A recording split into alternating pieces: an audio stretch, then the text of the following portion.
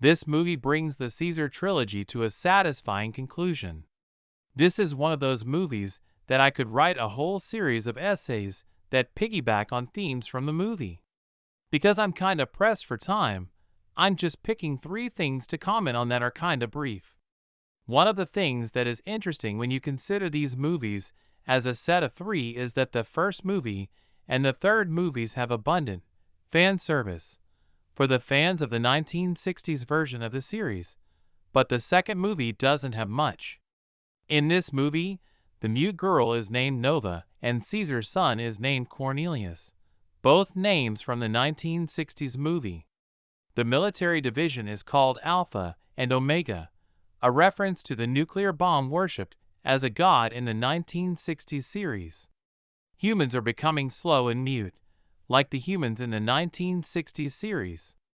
I'm sure there are other, more subtle references that I missed.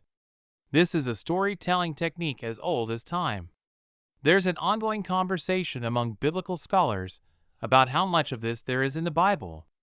There are definitely points of contact between the Bible and other ancient Near East stories.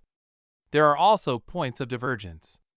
I think one of the things that we can learn from the Planet of the Apes Caesar trilogy is that stories are, generally, more successful and even better when there is some of this.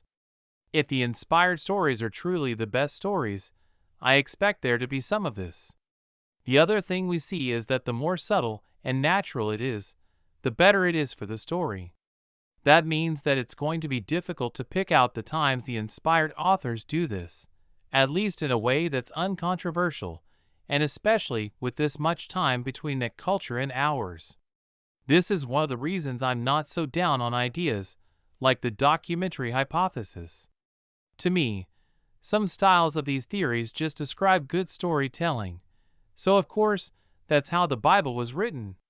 Another point worth drawing attention to in this movie is that Caesar dies immediately on reaching the oasis they seek out. He fought hard for good and right, and then as soon as he's there, he dies. We've all seen that in real life as well. This is the line of reasoning that leads us to conclude that there must be some kind of life for us after death. We know that goodness and light ultimately win, but trying to sort out how that's possibly useful at the moment of death is a difficult exercise. If our lives continue after death, though, that problem becomes much less difficult.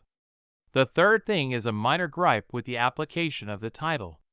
This trilogy isn't showing us a planet of apes, it's showing us a planet of chimps with a few intelligent orangutans and gorillas thrown in for fan service. Caesar is a chimp. Koba was a bonobo, which is a subspecies of chimpanzee. The vast majority of citizen apes are chimps or bonobos, with Maurice, Winter, and Red being the only named non-chimps and almost the only non-chimps on screen. 2 male gorillas and 1 male orangutan aren't enough to lead to a planet of apes with 3 dominant species.